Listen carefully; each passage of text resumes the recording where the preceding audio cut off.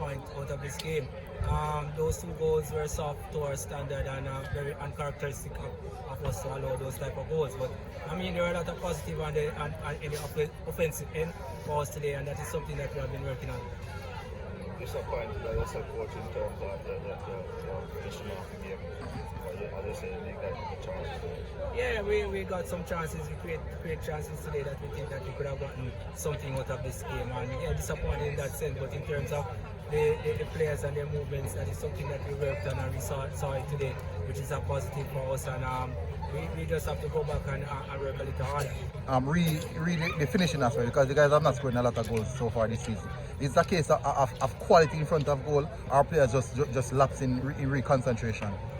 It's a bit of both, and I mean, we have used the window granted to us by the transfer window to correct that, and hopefully going forward we'll have more players who are more clinical in front of goals and put away the chances.